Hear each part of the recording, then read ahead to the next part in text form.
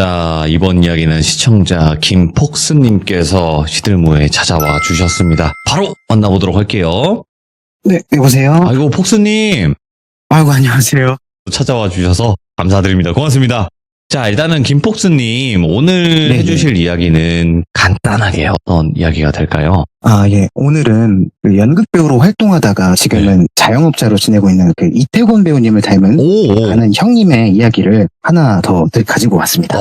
태곤 배우님의 또 이야기. 네네. 네, 알겠습니다. 닮은, 그죠? 네네, 닮은입니다. 네, 알겠습니다. 그럼 바로 출발을 해보도록 하겠습니다. 렛츠가!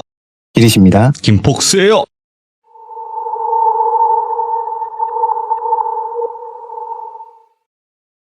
이태곤 배우님을 닮은 이 똘비 형님에게 네. 몇 가지 이야기를 더 들었다고 했잖아요. 오늘은 그 중에서 지방 대타 공연을 하러 갔을 때 겪었던 이야기를 들려드리려고 합니다. 이거 즐겁게 담은 거야, 이거. 그죠? 네네, 그쵸. 혹시 못 들으신 분들도 계실 테니까 이 형님에 대해서 간략하게 얘기를 하자면 똘비 형님은 굉장히 성실하시고 또 세심한 성격을 지니고 있어요. 좀 여우 같은 면이 없지 않아 있는데 그게 좀 단점이 아니라 장점으로 작용해서 주변 사람들에게 신뢰도 많이 받고 또 사랑도 받는 분이세요. 또 이제 이 형님이 원래는 귀신을 보거나 한 적은 없었는데 지난 13에서 얘기했던 고등학교 연극부 외부 강사를 하면서 예. 기묘한 일을 겪었잖아요. 그 일 이후로 또렷하게 귀신을 보진 못해도 뭔가 있는 것 같은데 정도는 느낄 수 있게 되었다고 해요. 지금도. 오늘을 또 이제 이 형님을 똘비로 지칭하도록 하고 시작하도록 할게요. 좋습니다. 때는 똘비의 30 초중반 겨울이었어요. 똘비가 원래는 연극부 외부 강사를 하면서 생활비를 벌었었는데 아무래도 이제 대회에서 좋은 성적을 내지 못했다고 해요. 그래서 쫓기듯 그만두게 되었는데 다행히 주변의 소개를 받아서 연기 과외를 하면서 생계를 유지할 수가 있었고 극단 생활도 잘 이어갔다고 해요. 그렇게 극단 생활을 이어가면서 겨울을 맞이하던 어느 날 극단 단장님이 이른 아침부터 똘비를 부르더래요. 그래서 이제 단장실에 들어가자 깔끔한 정장 차림을 입고 계신 단장님이 차 한 잔을 주시면서 똘비한테 똘비야 너 외부에서 연극 한번 해볼래? 이렇게 느닷없이 말씀을 하시더래요. 그래서 똘비는 극단에서 하는 게 아니라 외부에서요? 라고 물으니까 나 아는 후배가 연출을 하는데 그 연극의 주인공이 다치는 바람에 그 배역이 빵꾸가 났더라고. 당장 한 달 뒤 공연이라서 믿을만한 배우 하나가 급히 필요하다는데 똘비 네가 얼굴도 괜찮고 너 연기도 잘하니까 내가 추천하려고 어때? 할래? 뭐 이렇게 얘기를 했대요. 여전히 이 똘비는 시간이 지나도 성실하고 단장님이 이제 믿을만한 사람으로 바로 똘비를 떠올렸던 거죠. 똘비가 좀 고민을 하고 있는 것 같잖아요. 단장님이 다시 그런데 이거 지방에서 하는 소극장 연극이야. 그 연습 기간까지 합치면 한 3-4달은 있다 와야 할 거다. 그래도 회당 얼마 정도 준다고 하고 숙소도 그 연출을 하는 애가 원룸 하나 자기 거 내어준다고 하니까 거기서 지내면 돼. 대충 계산을 해보니까 소극장 연극으로 버는 돈이 과외해서 버는 돈보다 적었대요. 그래서 잠깐 고민을 했는데 그래 내가 연기하려고 돈을 벌지 돈 벌려고 연기하는 건 아니잖아 이렇게 생각을 하면서 단장님의 제안을 받아들였다고 합니다. 그렇게 단장님의 제안을 받고 일주일이 지났을 때 똘비는 이제 버스를 타고 지방으로 떠났죠. 이 형님이 지역 얘기는 하지 말아달라고 하셔서 지방으로만 표현을 하겠습니다. 이제 단장님의 후배이자 그 연극의 연출님이 이 지낼 곳을 마련해 주셔서 그 지방에 도착하자마자 알려주신 원룸으로 향했다고 했는데 첫날은 숙소에서 가볍게 짐을 풀고 또 여기 근처에 뭐가 있나 슈퍼나 이런 데는 어디로 가야 되나 이렇게 근처를 산책하면서 주변을 파악하는 시간을 가졌고 이 다음날이 되어서는 연극 연습에 참여하게 되었어요. 연습에 참여하기 전에 이제 연출님이 잠깐 만나서 얘기를 했는데 들어보니까 이게 연극은 극단에서 운영을 하긴 하지만 이 배우들은 극단 소속이 아니라 오디션을 통해서 뽑아가지고 그때그때 연극을 올린다고 하더라고요. 똘비가 참여하게 될 연극은 4명이서 하는 연극이었고 남자 주인공이었던 이 배우가 교통사고가 나는 바람에 이 연극에 참여할 수 없게 되었대요. 갈비뼈 골절 뭐 이런 게 심해가지고. 근데 이제 또 한창 연습이 진행하고 있던 도중에 이렇게 사고가 난 거라서 급하게 대타가 필요했는데 이제 단장님을 통해서 똘비가 이곳에 소개받고 오게 된 거죠. 이제 이 연출님한테 간략하게 뭐 배우들의 성격이나 성향 그리고 이 공연을 어디서 할지 이런 걸 다 들은 뒤에 연습에 참여를 하게 되었는데 이 배우들이 다들 인상도 좋고 성격도 되게 좋아 보였대요.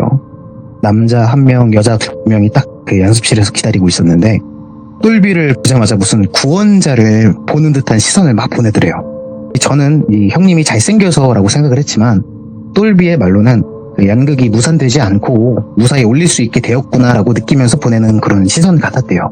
뭐 대충 얘기를 들어보니까 똘비를 제외하고 전부 이 지역에서 살고 있는 배우들이었고 나이는 전부 똘비보다 어렸다고 합니다. 그래도 똘비가 굉장히 이제 친화력이 좋아서 일주일도 지나지 않았는데 뭐 형 동생, 오빠 동생 그런 사이로 빠르게 발전을 했대요. 뭐 아무래도 연극이 이제 한 달밖에 안 남아가지고 밤낮 없이 막 함께 연습을 하다 보니까 친해질 수밖에 없었다고 해요. 그런데 이 작품에서 여주인공을 맡은 배우와 스킨십을 하는 장면들이 좀 있었는데 그래서 이제 여주인공 하는 이 친구는 보라라고 할게요. 이 보라라는 친구랑은 뭔가 썸이라고 할까요? 그런 핑크빛 기운이 막 느껴졌대요.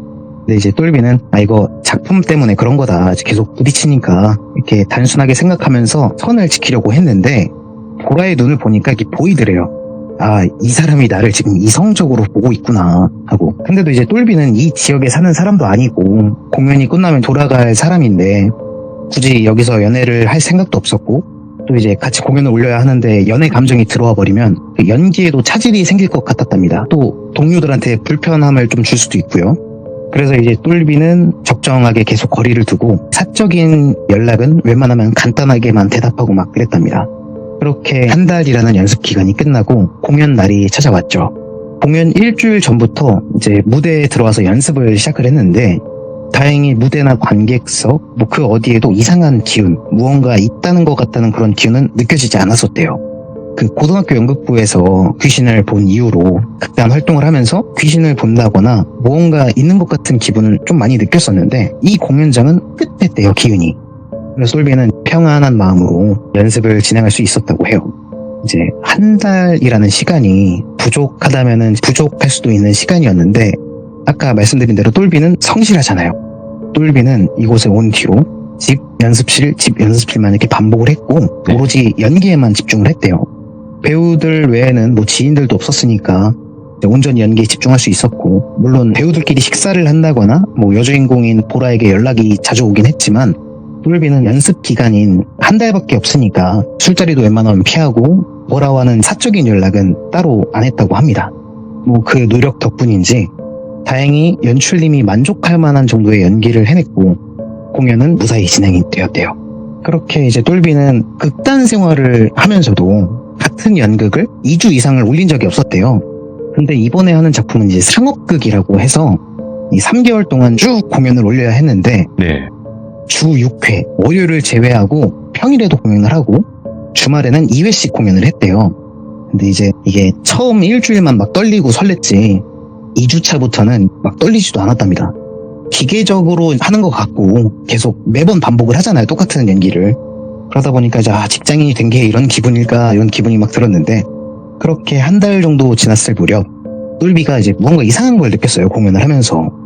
무대 상수 쪽 앞자리, 그러니까 이 무대에서 관객석을 바라봤을 때 왼쪽 맨 앞자리 구석에 늘 똑같은 사람이 앉아있더래요. 검은색 모자를 눌러쓴 남자였는데 덩치가 좀 있고 뭐 인상은 아무래도 모자 때문에 잘 보이진 않았대요.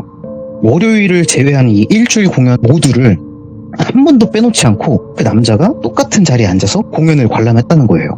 아무래도 이상하잖아요. 관객이라면 이렇게 매번 찾아오는 게 정말 감사한 일인데 뭔가 공연을 즐기는 사람 같아 보이진 않았대요. 뭔가 감시하는 것 같이 보였고 늘 무표정한 얼굴로 공연을 관람했다고 하더라고요. 그래서 설마 극단 사람인가? 이렇게 그냥 뭔가 감시 같은 거 하러 왔나? 잘 되나? 이렇게 생각하면서 그냥 가볍게 넘기려고 했대요. 어차피 그 사람과 마주칠 일은 없을 것 같았으니까요.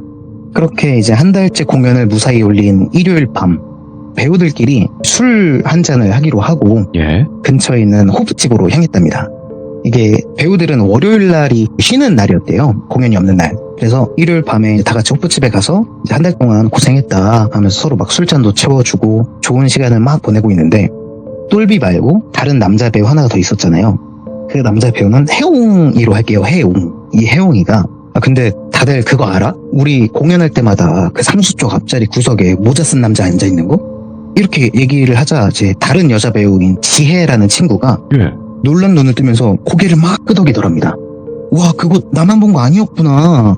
진짜 나 한 번도 빼놓지 않고 그 자리에 앉아 있어가지고 그 남자가 막 진짜 귀신인 줄 알고 막 입 꾹 모르는 척하고 있었다고. 네. 그거 나만 보는 게 아니었구나. 막 이렇게 얘기하니까 아무래도 이제 한 달 동안 같이 지냈지만 뭐 이런 얘기는 서로 안 했었대요. 공연에 문제되는 것도 아니었고 딱히 피해가 오지 않았었으니까요. 지혜가 이제 그거 귀신이다, 귀신 맞다, 우리 귀신 본 거다 막 이렇게 호들갑을 떠니까 네. 똘비가 이제 웃으면서 야, 어느 나라 귀신이 매일 나타나는데 매일 옷 갈아입고 그렇게 나타나겠냐? 딱 봐도 사람이잖아. 모자만 똑같이 옷은 맨날 바뀐다고. 그냥 극단 관계자 아니냐? 뭐 우리 공연할 때 뭐 어떻게 하는지 이렇게 보러 오는 것 같은데 보니까 계속 노려보던데 우리를? 이렇게 얘기를 하니까 이제 혜웅이가 에이, 제가 그 극단이랑 일 많이 해봐서 아는데 극단 관계자 중에 그런 사람 없었어요. 그리고 관계자라고 한두 번 보고 말지 이렇게 꾸준히 맨날 보겠어요? 생각해보니까 그렇더래요. 예. 아무리 극단 관계자라고 해도 연출도 아닌데 매일 한 번도 빼놓지 않고 이 공연장에 찾아와서 공연을 보고 가는 건 좀 이상하잖아요. 그래서 생각을 하고 있다가 똘비가 그냥 뭐 어쨌든 우리 표 사주시고 공연 봐주시는 고마운 분이시잖아. 우리한테 피해 없으면 됐지. 이렇게 얘기를 하면서 이야기를 좋게 마무리를 하려고 하는데 뭔가 이 연극의 여주인공인 보라의 표정이 좋지가 않았대요. 그래서 똘비가 야, 보라야 무슨 일 있어? 이렇게 조심스럽게 물으니까 보라가 아무것도 아니에요. 짠하자. 우리 다음 한 달도 잘해보자. 이렇게 라면서 애써 술잔을 들더랍니다. 예. 뭔가 찜찜한 기분이 들긴 했지만 딱히 깊게 파고들고 싶진 않았기에 똘비는 알겠다 이러면서 같이 잔을 들고 짠을 했대요. 그렇게 다시 이제 분위기 좋게 술을 막 마시고 있는데 갑자기 또 혜웅이가 무서운 얘기를 막 하자고 했대요. 뭐 여름도 아니고 무슨 한겨울에 무서운 이야기냐 했는데 뭐 보니까 다들 무서운 이야기를 좋아하는 것 같더라고요. 그래서 이제 똘비는 굳이 귀신 얘기는 하고 싶지 않아서 그냥 어디 한번 해봐라, 난 듣기만 할게 이런 생각으로 들었는데 혜웅이가 먼저 지금 공연하고 있는 극장에 관련된 이야기를 하더라고요. 뭐 엄청난 건 아니었대요. 예.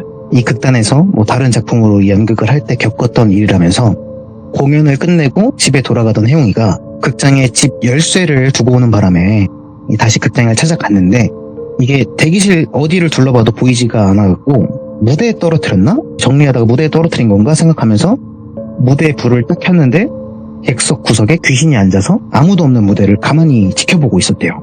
뭐 이 정도의 이야기를 들려주는데 보라랑 지혜는 무섭다고 막 서로 안고 막 그러는데 똘비는 뭐 아무렇지도 않더랍니다. 뭐 똘비는 이미 귀신으로 만석을 채워서 공연도 해봤고 그렇게 뭐 차례대로 지혜, 보라 막 이렇게 각자 맡은 무서운 이야기를 막 해주고 예. 똘비는 나는 그런 거 잘 모른다 이러면서 그냥 모르는 척을 했대요. 일단은 극단 선배님들이 배우처럼 귀신이 많은 무대에 다니는 사람은 괜히 귀신 얘기 많이 하고 다니면 안 된다. 그러면 귀신 붙는다 라고 이제 농담처럼 경고를 하신 게 생각나기도 했고 뭔가 자기도 그런 쪽으로는 좀 연결되고 싶지가 않았대요. 뭐 그렇게 그 술자리가 끝나고 이제 다 흩어지는데 또 공교롭게도 보라와 집 방향이 겹쳐가지고 이제 둘이 같이 길을 걷게 되었대요. 뭐 이미 무대 위에서 막 손도 잡고 포옹도 하고 뭐 뽀뽀도 하는 그런 사이였는데 이게 무대가 아니라 밖에서 이렇게 둘이 걷고 있으니까 분위기가 굉장히 이상하더랍니다. 똘비도 남자고 보라라는 친구가 굉장히 매혹적인 외모를 지녔대요. 그런 매력적인 친구랑 같이 막 술 기운이 오른 상태로 같이 걷다 보니까 심장도 두근두근하고 그랬답니다. 그래도 이제 똘비는 본과사는 구분하자. 난 2달 뒤에 여기를 떠날 사람이다 이렇게 생각을 하면서 그 감정을 막 억누르고 있는데 갑자기 이제 보라가 똘비 옷깃을 붙잡으면서 오빠 나랑 술 한잔 더 할래? 뭐라고 말하더래요. 그러면서 보라가 근처에 보이는 포장마차를 가리켰고 똘비는 이제 공과사를 구분해야지 이렇게 생각을 계속하고 있었지만 자기도 모르게 그래? 라고 대답을 해버렸대요. 생각과 다르게. 그러면서 포장마차에 앉아가지고 그래 선만 지키면 술 한잔 더 하는 거야 이상한 것도 아니지 이렇게 자기 체면을 계속 걸고 꼼장어 하나 시키고 이제 술을 마시기 시작을 했는데 네.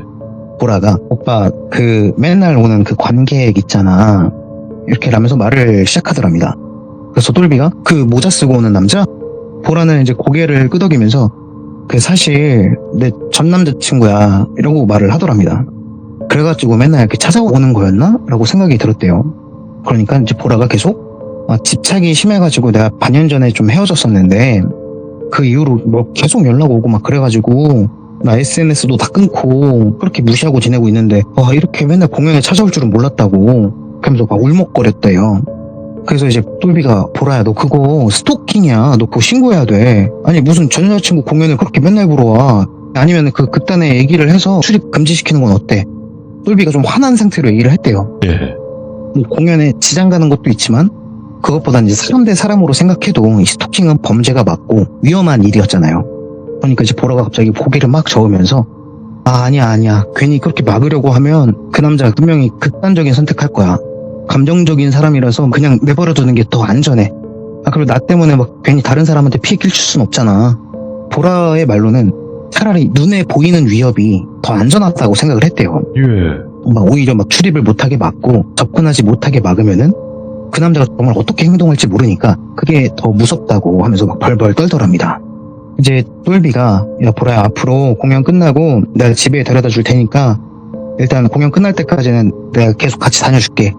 그리고 웬만하면 진짜 경찰에 신고하는 거 고민 좀 해봐. 그게 제일 안전해. 접근 금지라도 시키면 좀 안전할 거 아니에요. 그런 생각으로 이제 제안을 했는데 보라가 이제 고맙다면서 고개를 끄덕였고 그렇게 술자리를 마무리하고 이제 보라를 안전하게 집 앞에 데려다주고 똘비도 이제 숙소로 돌아왔대요. 근데 그날 이후로도 이 모자를 쓴 남자는 꾸준히 찾아왔다고 합니다. 근데 똘비가 보라의 남자친구도 아니고 예. 쉽게 나설 수 있는 상황은 아니었대요. 그래서 뭐 이제 연출님한테 그 얘기를 조심스럽게 하니까 연출님은 괜히 일 키우지 말자 그러면서 쉬쉬하려고 했고요. 뭐 답답하긴 해도 정말 이 연극 극단에 피해되는 것은 없었으니까 이제 극단 측에서는 그냥 넘어가려고 한 거예요. 문제가 생기면 그때 처리하면 된다 뭐 이런 식으로요. 네. 똘비는 이제 그런 태도에 좀 화가 나기도 하고 했는데 뭐 그렇다고 자기가 그 남자한테 가서 따질 수도 없었대요. 정말 그 남자는 공연만 보고 유유히 사라졌으니까요. 이제 계속 그 남자를 경계하면서 공연을 올리던 어느 날 배우들이랑 이제 밥을 먹고 혜용이랑 지혜는 커피 사러 온다면서 먼저 극장에 들어가 있으라고 해서 보라랑 똘비가 이제 얘기를 하면서 극장으로 향했어요. 이제 극장 앞에 도착해서 보니까 이 문 앞에 편지들이 놓여 있더래요. 가끔 그런 일들이 있다고 해요. 배우들한테 팬이 되어주신 관객분들이 이제 배우들 좋다고 극장 문 앞에 막 편지를 남기거나 선물을 두고 가는 일이 이제 종종 있다고 합니다. 그래서 이제 똘비가 그거 다 챙기고 대기실로 들어가서 자기 거는 자기가 챙기고 이제 또 보라 거도 챙겨서 주고 뭐 혜용이 거 지혜 거 다 나눠서 이렇게 놨는데 예. 이제 보라가 기쁘게 편지를 막 읽다가 갑자기 깍 소리를 내면서 편지를 막 떨어뜨렸대요. 똘비가 왜 그래? 하면서 이제 그 떨어진 편지를 주워서 그 편지를 봤는데 거기 적힌 내용이 왜 첫 공연보다 스킨십이 더 진해졌어? 원래는 쪽하고 끝날 장면인데 왜 계속 입술이 붙어 있는 거야? 설마 그 남자 배우하고 뭐 있는 거 아니지? 첫 공연에 없던 스킨십 장면도 생겼더라? 너무 붙어 있는 거 아니야? 너는 너무 투명해서 아무리 무대 위라도 감정이 보이거든? 공과 사는 구분에 보라야. 이렇게 적혀 있었대요. 똘비는 이건 진짜 아니다. 스토킹이라도 이건 너무 아니다 생각하면서 야 보라야 내가 오늘 그 새끼 보면은 내가 어떻게 얘기 좀 해볼게. 이렇게 얘기를 하니까 보라가 막 팔 붙잡으면서 아니야 괜히 오빠만 더 위험해져. 나 진짜 괜찮아. 나 어차피 공연만 끝나면 그 새끼 볼 일 없어. 나 이 공연하고 이 지역 떠날 거야 라고 얘기를 하더랍니다. 그때 처가 답답하게 느끼시긴 해도 뭐 본인이 그러겠다는데 본인이 아무리 막 설득을 해도 그게 최선이라고 하는데 똘비가 더 그 이상의 오지랖은 부릴 수가 없었대요. 그날도 역시나 그 남자는 관객석 맨 앞구석 늘 앉던 자리에 앉아서 턱을 딱 베고 무언가 심사하는 표정으로 공연을 지켜보더랍니다.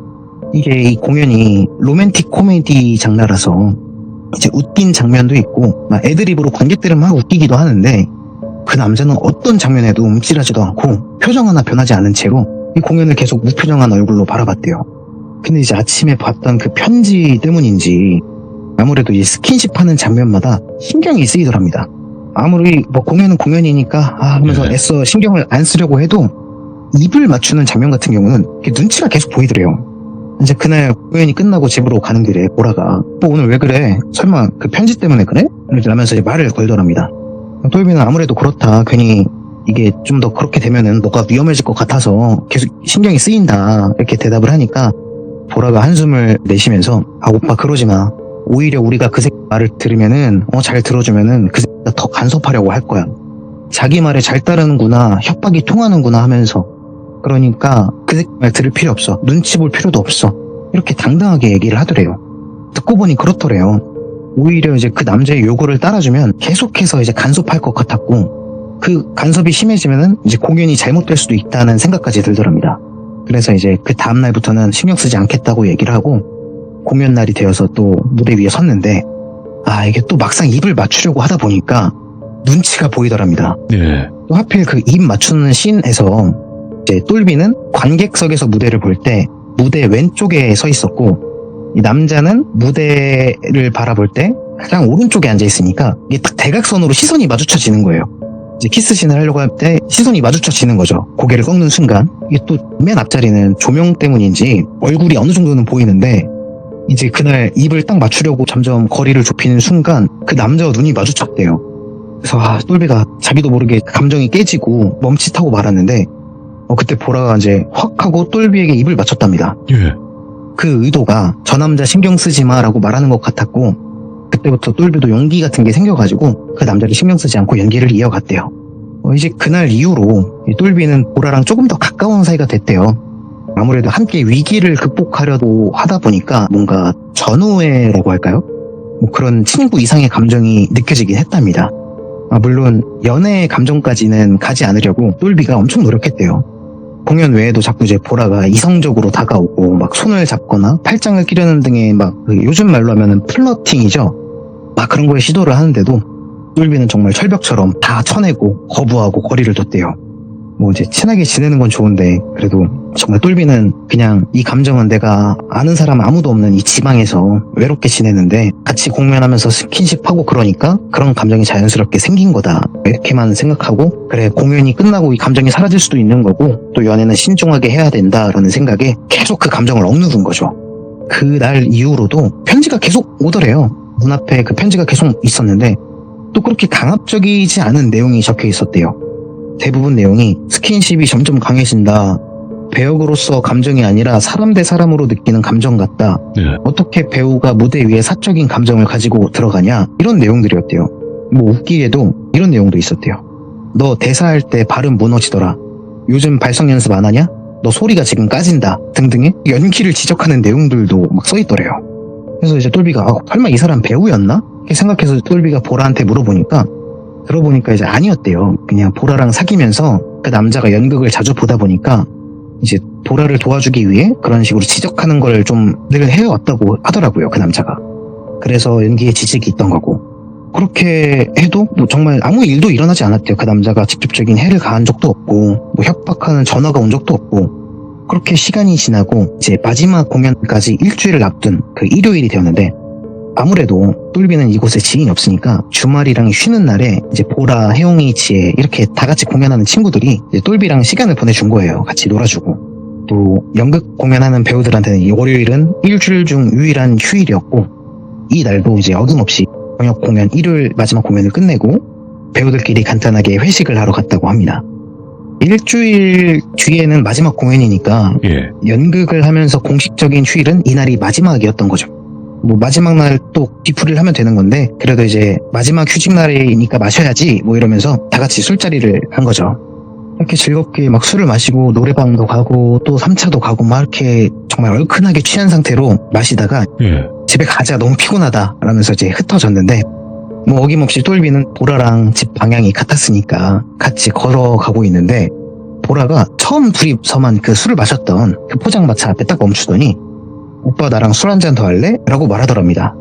이미 똘비는 한 끼까지 마셔가지고 조금 힘들기는 했는데 예. 그동안 생긴 전우애 때문인지 아니면 그 억누르던 이성적인 호감 때문인지 똘비는 이제 고민도 하지 않고 그 제안을 받아들였죠.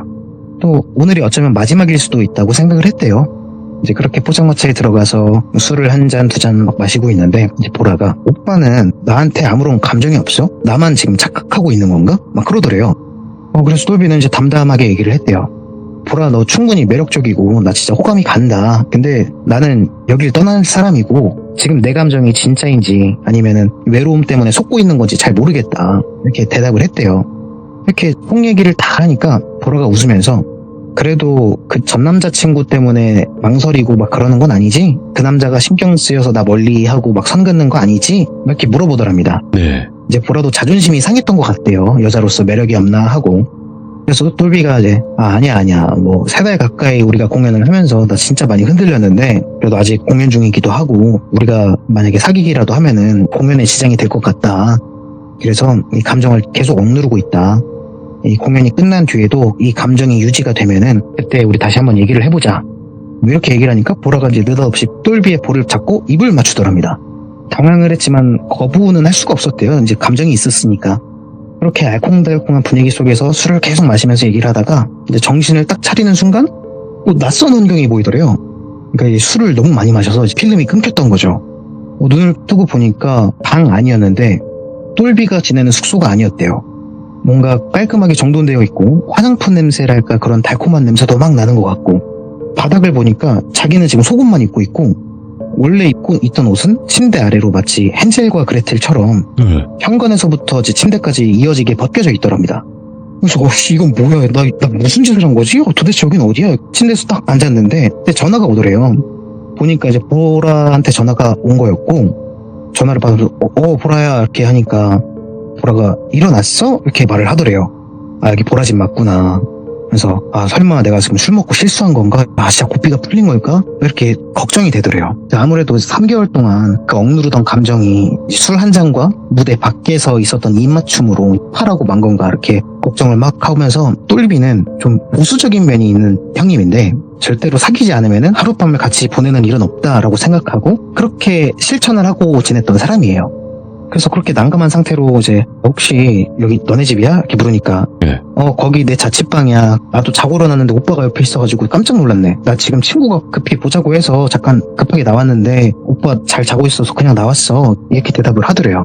그러면 골치가 아프다고 이제 관자놀이를 막 누르면서 보라야 설마 우리 이렇게 말끝을 흐리니까 보라가 오빠 우리 같이 자긴 했는데 우리 다행히 선은 지킨 것 같아. 이렇게 대답을 하더래요.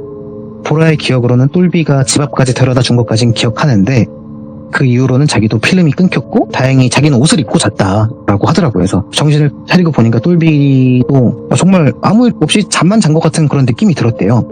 그래도 이제 미안한 마음에 네. 보라야 내가 술에 많이 취했었나 보다. 내가 여기까지 들어올 줄은 몰랐네.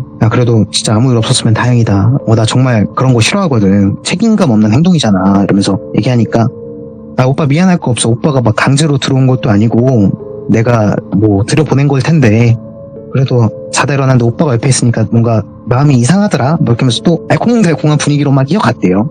그래서 그렇게 전화를 끊고 똘비는 자기 옷 다 입고 그래도 이제 뭔가 미안한 마음에 간단하게 먼지 청소하고 걸레질하고 뭐 설거지 정도의 집안일을 해주고 집으로 돌아와서 휴식을 취했다고 합니다. 이게 마음이 이상하더래요. 아무 일이 없었다지만 같이 자기는 했으니까요. 그래서 나 보라를 좋아하는 게 맞나 확실한가 이렇게 고민이 막 더 깊어지기도 했고요. 그렇게 화요일이 되어서 마지막 주 공연을 시작하게 됐는데 화요일부터 그 남자가 보이지 않더래요. 늘 앉아있던 맨 앞자리 구석에 다른 사람이 앉아있었고 그래서 뭐지? 이제 스토킹 포기한 건가? 이렇게 생각을 하고 있는데 어쨌든 잘된 일이잖아요. 보니까 보라도 뭔가 개운한 표정이었고 똘비가 정말 이 공연을 하면서 이날 처음으로 편안하게 정말 연기에만 집중을 해서 공연을 할 수가 있었대요. 진짜 그렇게 편할 수가 없더랍니다.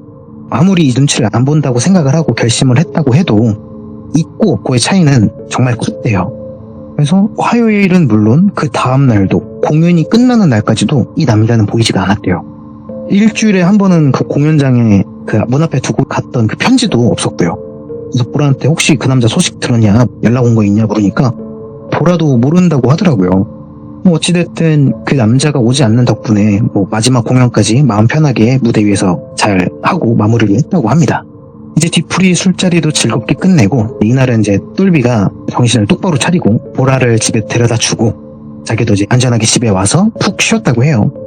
다 끝났다고 생각을 하니까 개운하더랍니다. 큰 숙제를 끝낸 느낌이기도 하고 장기 공연은 처음이어서 또 무대 위에서 같이 하는 동료에게 이성적인 마음을 가진 것도 처음이어서 뭔가 느끼는 바도 많았고 많은 걸 경험했구나 이렇게 막 생각하면서 단장님한테 연락을 하니까 이왕 간 김에 좀 쉬다 와라. 그 여자랑도 좀 어떻게 잘하면 더 좋은 거 아니냐 이렇게 막 하면서 일주일 정도 더 있다 와라 이렇게 해서 알겠습니다 대답을 하면서 단장님의 제안을 받아들였고 그렇게 다음날 월요일이 되어서 잠에서 깬 똘비가 간단하게 산책을 하고 있는데 모르는 번호로 전화가 오더래요. 그래서 여보세요? 이라고 받으니까 낯선 남자의 목소리로 야 너 김똘비 맞지? 이라고 하더랍니다. 근데 이제 직감적으로 그 모자 쓴 그 남자구나 라고 생각이 되어서 네 그런데 혹시 모자 쓰신 그분이세요? 이렇게 정중하게 물었답니다. 그러니까 야, 나 할 얘기 있으니까 좀 만나. 그러면서 예의 없게 이렇게 대답을 하더래요. 똘비는 이제 겁나고 뭐고도 없이 보라와의 관계를 고민하고 있는 터라 전 남친은 내가 확실하게 끊어줘야겠다라고 생각을 하게 된 거죠. 그래서 예 그럽시다. 뭐 어디서 볼까요? 그러니까 너네 공연하던 그 극장으로 와. 나 그 극장 안에서 기다리고 있으니까. 이렇게 대답을 하더래요. 도대체 그 사람은 외부인인데 어떻게 그 극장에 들어갔지? 생각을 하다가 일단 만나서 물어봐야겠다. 뭐 따져도 만나서 따져야지 이렇게 생각을 하면서 집에서 간단하게 씻고 옷 갈아입고 네. 극장으로 향했대요. 이 극장이 이제 지하에 있는데 이 지하로 빡 내려가다 보니까 극장 문이 열려 있었대요. 그래서 이 사람이 어디 있지라고 이제 대기실 들어갔는데 대기실에도 없고 대기실 말고 극장 문을 여니까 무대 조명 말고 일반 조명이 다 켜진 그 무대 위에 책상 하나를 두고 뭔가 진짜 연극 공연을 하는 것처럼 앉아 있었대요. 의자를 두고. 또 이날은 평소처럼 모자를 쓰고 있지도 않았는데 보니까 이 스포츠 머리랄까요? 뭔가 건달 느낌이 물씬 나는 그런 흉악한 외모를 지니고 그런 머리 스타일을 하고 있었대요. 보는 순간 뭐가 좀 무서운데? 라는 생각이 들었어도 야, 설마 요즘 같은 시대에 또 주먹 휘두르겠어? 이렇게 생각하면서 똘비가 이제 성큼성큼 걸어갔대요. 그리고 가자마자 아니 여기 어떻게 들어오신 거예요? 여기 관계자 아니면 들어오실 수가 없는데 이거 무단 침입입니다. 이렇게 얘기를 하니까 남자가 당당하게 네 있잖아. 누가 오면 너 뭐 찾으러 왔다고 하면은 되는 거 아니야? 그럼 무단 침입 아니지. 라고 얘기를 하더랍니다. 이 동그란 테이블 위에 보니까 극장 열쇠가 있더래요. 보니까 이게 극장 열쇠를 늘 우편함 같은 곳에 이렇게 숨겨놨었는데 그걸 알고 있었던 것 같아요, 이 남자가. 그래서 일단은 얘기를 해봐야겠다 해서 이 남자를 딱 바라보면서 뭔가 얘기를 하려니까 남자가 갑자기 야 김똘비 앉아 라고 하기에 똘비는 일단 무대 위로 올라가서 그 남자 맞은편에 있는 의자에 앉았대요. 예. 그러더니 딱 봐도 어려 보이는데 나 말 편하게 할게. 너 보라랑 잤냐? 라고 다짜고짜 묻더래요.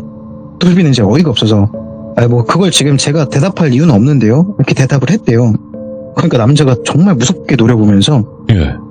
대답해. 너 보라랑 어디까지 갔어? 똘비도 이제 이 얘기를 듣는데 화가 나더래요. 그래서 뭔가 또 보라를 지켜줘야 된다 이런 마음이 막 생기더랍니다. 그러면서 이러는 거 집착이고 범죄입니다. 스토킹이에요. 막 경고하듯 얘기를 했대요. 그러자 그 남자가 너네 같이 잤잖아! 버럭 소리를 지르더랍니다. 그러면서 책상을 탁 치니까 와 이게 보통 남자도 아니고 뭔가 정말 씨름 선수처럼 덩치도 있고 예. 험상궂은 외모를 지니고 있어가지고 진짜 처음으로 사람한테 공포를 느껴봤대요. 게다가 여기는 극장 아니고 월요일이잖아요. 찾아올 사람도 없고 여기에서 무슨 일이 생겨도 구해줄 사람이 없었던 거죠. 그래서 똘비가 최대한 침착하게 자긴 잤어요. 같이. 근데 아무 일도 없었습니다. 맹세하고. 이렇게 대답을 했대요. 그러니까 남자가 갑자기 손을 뻗어서 멱살을 잡고 막 죽일 듯이 노려보대요. 자긴 잤는데 아무 일이 없어? 뭐 그게 말이 돼? 막 이러니까 똘비가 이제 제가 뭐 보라랑 자든 말든 그쪽이 무슨 상관인데요. 이렇게 막 대들었대요. 그러니까 갑자기 남자가 똘비를 한 대 퍽 치더랍니다. 똘비도 어릴 때 막 싸운 적은 있지만 뭐 이렇게 맞아본 적은 없었대요. 세게. 와 진짜 이거 몇 대 더 맞으면 죽을 수도 있겠다. 막 이런 생각이 들었는데 그 남자가 또 한 대 때리려고 주먹을 딱 들었대요. 그래서 똘비가 일단은 살아야겠다 싶어가지고 아직 사귀는 사이 아니고요. 오해하시는 것 같아서 지금 내가 말씀을 드리는데 이게 뭐 입은 맞췄습니다. 뭐 좋아하는 마음이 있고 뭐 그래서 술 먹다가 둘이 입은 맞췄어요. 근데 그날 취해서 기억을 잃었고 눈 떠보니까 보라네 집이었어요. 그게 끝입니다. 아무 일 없었어요. 이렇게 막 솔직하게 얘기를 다 했대요. 뭐 사실이잖아요. 없는 이야기도 아니고. 그렇게 얘기하니까 그 남자가 막 이러면서 어이없다는 듯이 웃더랍니다. 예. 그러니까 그 모습에 이 똘비도 살짝 욱하는 성격이 있어가지고 아니 아무리 전 남자친구분이라고 해도 이거 너무한 거 아닙니까? 헤어지면 헤어진 거지 이러시면 안 되는 거잖아요. 막 이렇게 따지듯이 얘기하니까 그 남자가 갑자기 멈칫하더니 전 남자친구? 보라가 그래? 전 남친이래? 라면서 멱살을 놓더래요. 이게 뭐지? 싶었는데 갑자기 와 이 정신 나간 날 전 남친으로 만드네. 어이없네 막 이러면서 자리에 앉더래요. 똘비가 뭔가 이상하다 싶어서 전 남자친구가 아니에요? 이렇게 물으니까 이 남자가 지갑에서 사진 하나를 꺼내서 이렇게 건네더래요. 이 날이 3월이었는데 그 사진은 스티커 사진이었대요. 근데 거기서 보니까 2주년 하트라고 적혀있고 보라가 그 남자의 볼에 입을 맞추고 있더래요. 정말 너무 행복해 보이는 모습인데 예. 옆에 날짜를 보니까 2달 전이더라고요. 공연을 딱 하기 전. 분명 반년 전쯤에 헤어졌다고 했는데 왜 2달 전 이렇게 알콩달콩하게 사진을 찍었지? 이렇게 생각을 하면서 그 사진을 보니까 머리가 너무 아프더래요. 이게 도대체 무슨 상황이지? 라면서 남자를 보니까 굉장히 화나 보이고 막 얼굴이 화가 너무 많아서 예. 울그락불그락 붉게 변해 있더라 합니다. 그래서 이거 이대로 두면 안 되겠다 싶어가지고 무슨 일 나겠다 싶어서 형님 일단 진정하시고 저랑 나가서 술 한잔 하시죠. 네. 라면서 일단 여기를 벗어나야겠다. 이 극장 말고 사람 많은 곳으로 가야겠다 싶었대요. 그러니까 남자가 잠깐만 있어봐 챙길 게 있어 이러면서 무대 뒤쪽으로 이제 걸어가더니 손도끼 하나를 들고 오더랍니다. 이 도끼가 무기로 분류가 안 돼서 구하는 게 어렵지 않더라고 하더래요. 그래서 도끼를 이렇게 막 바라보더니 그 남자가 내가 너랑 그녀랑 포장마차에서 뭔 짓 했는지 다 봤거든? 네가 만약에 그거 얘기 솔직하게 안 했으면 나 오늘 너 죽이려고 했다. 이렇게 얘기를 하더래요. 예. 똘비는 등골이 서늘해지는 것을 느꼈지만 또 한편으로는 살았다 라고 생각을 하면서 이제 그 남자를 데리고 밖으로 나가서 근처에 있는 순대국밥집으로 갔다고 합니다. 얘기를 또 자세히 들어보니까 이 남자는 보라랑 꽤 오래 사귀고 사이도 좋았대요. 보라가 이제 배우 활동을 하면서 늘 공연을 할 때마다 자기는 뭘 도와줄 게 없을까 하다가 이제 맨날 공연을 보면서 뭐가 이상하고 뭐가 좋았다 이렇게 평가도 해주고 지적도 해주고 그런 식으로 도와줬대요 늘. 이번 연극도 마찬가지였던 거죠. 뽀뽀를 하든 뭘 하든 질투고 보고 무대 위에서 하는 거는 일이다 하고 넘어갔다고 하고 늘 그렇게 똑같이 행동을 하려고 했는데 이 공연을 시작한 이후로 보라가 좀 변하는 것 같았대요. 만남 횟수가 막 줄어들고 어느 순간부터는 연락도 안 보기에 이제 편지를 써가지고 그 연기를 도와주는 그런 관람평, 지적 이렇게 도와주는 의도로 편지를 써서 남겼던 거죠. 그러다 보니까 이제 퍼즐이 맞춰지더래요. 네. 근데 의심을 놓을 수가 없었대요. 아무래도 똘비가 이 남자보다는 보라와 더 오랜 시간을 지냈고 또 감정의 교류도 있었으니까요. 이 남자의 말을 믿어야 할까 아니면 보라를 믿어야 될까 이러고 있는데 그 남자가 술에 취한 눈빛으로 막 똘비를 노려보면 들어보니까 넌 잘못이 없네. 넌 아무것도 몰랐잖아. 잘못한 건 그 개 같은 일이지. 그렇게 하면서 자리에 일어나시더니 계산을 하시고 나가더래요. 그 모습을 보면서 순간 이거 보라 위험할 것 같은데? 생각이 돼가지고 바로 전화를 걸었대요. 네. 보라가 무슨 일이야 오빠? 이렇게 정말 밝게 받더래요. 그래서 똘비가 이제 얘기를 한 거죠. 나 방금 그 남자랑 만났다. 얘기 다 했다. 너 그 남자 전 남자친구 아니었다며?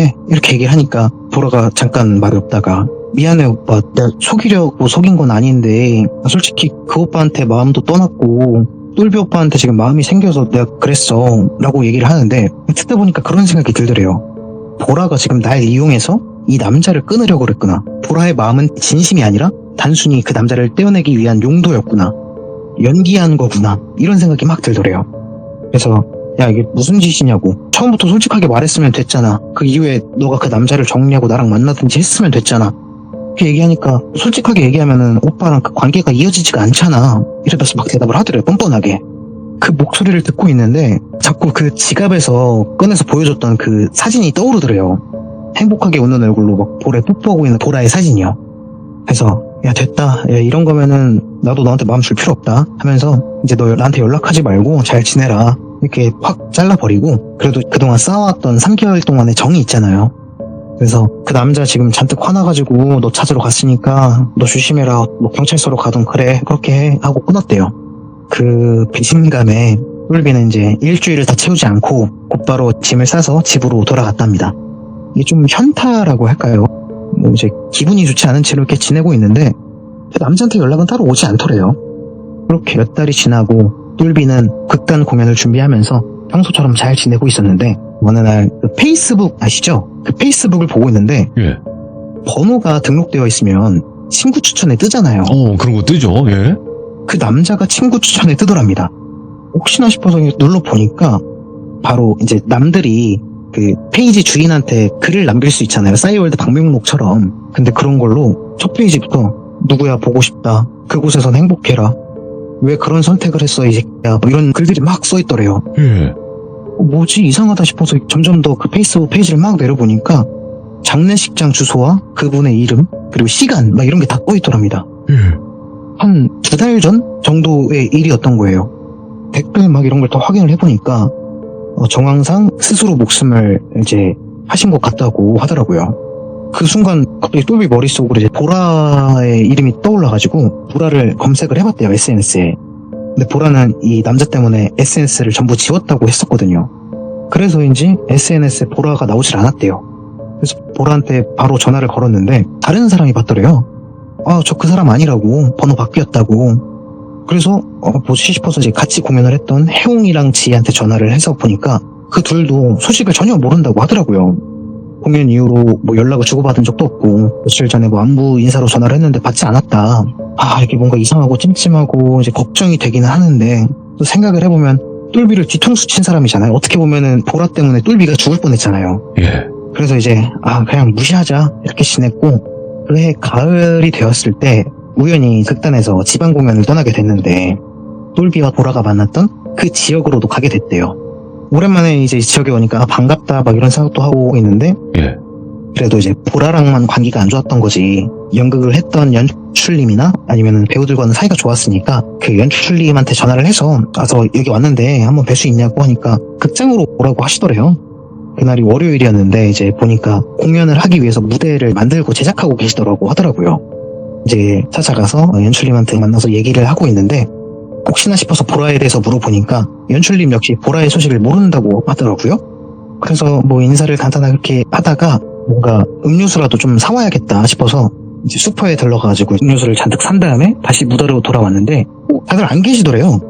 그래서 전화를 해보니까 다들 지금 밥 먹으러 앞에 분식집 왔다고 너도 일로 오라고 해서 똘비가 이제 아무래도 작업하는 곳에 음료수를 두고 가야겠다 싶어서 무대 쪽으로 들어가서 그 음료수를 내려놓고 몸을 돌리려던 순간 그 불이 끄진 극장 안에 인기척이 느껴지더래요. 그러면서 평소에 똘비가 느꼈던 뭔가 있네 싶은 그 감각이 좀 곤두서더니 뒤를 돌아보면 안 될 것 같은데 해도 이제 고개가 돌아가더랍니다. 고개를 돌아보니까 불이 꺼진 극장 안에 무대 위에는 목을 있는 남자가 있고 객석에는 그걸 앉아서 지켜보고 있는 여자의 형체가 보이더래요. 그 여자는 그 모습을 관람하듯 고개를 갸웃갸웃거리면서 보고 있고 남자는 좀 저항하듯 막 허우적거리고 있었대요. 목이 말린 채로. 이게 똘비는 보라와 그 남자를 봤었잖아요. 실제로. 그 형태가 굉장히 비슷하더랍니다. 예. 그래서 이걸 확인해 봐야 되나? 이 분위기가 좀 좋지 않았대요. 그래서 이런 거에 가까이 가면 안 될 것 같은 그런 예감에 정말 못 본 척해서 이제 고개를 돌리고 그곳을 빠져나갔다고 하더랍니다. 그 이후로도 뭐 아직도 보라의 소식을 뭐 들은 적도 없고 근데 이제 그 귀신을 본 이후로 똘비는 그렇게 생각을 했대요. 직접 만나서 보라를 좀 대피시켜야 했나? 아니면 경찰을 불렀어야 했나 하고요. 물론 이 남자가 범죄를 저지른 건지 아니면 보라가 범죄를 저지른 건지 그걸 어떤 정황을 모르고 정확한 사실을 모르지만 어쨌든 두 사람은 이 세상 사람이 아니겠구나 이런 예감은 들더랍니다. 네. 뭐 아직까지 그 보라의 소식은 뭐 미스터리라고 하더라고요. 와, 예. 지금도 그때를 생각하면은 이 똘비 형님은 귀신보다 무서운 건 사람이다 싶었대요. 진짜다. 그게 이거. 보라가 되었든 그 남자가 되었든 예. 누가 범죄를 저질렀는지는 또 알 수가 없고요. 오늘 준비한 이야기는 여기까지였습니다. 이야, 이게 상상도 못할 이야기네요, 진짜로. 네, 저도 이 얘기 듣고 이게 가능한 일이야 형? 거짓말하지 마 라고 했는데 그때 있었던 일을 이렇게 생생하게 얘기하면서 내가 뭐하러 이렇게 쓸데없는 얘기를 하냐 예. 라고 하시더라고요. 야. 소름이 많이 돋았던 이야기입니다. 아니, 오늘 김폭스님은 진짜로 어떻게 이렇게 이야기 전달을 잘 하시는지 진짜 감탄밖에 안 나와요. 이 정도면 정말 이야기꾼이신 거죠. 꾼입니다, 진짜로. 퇴근길에 계속 열심히 연습했습니다. 너무너무 감사드리고요. 또 다음에 꼭 폭스님의 이야기 또 들려주시길 바라겠습니다. 너무 감사합니다. 예, 감사합니다. 네. 네.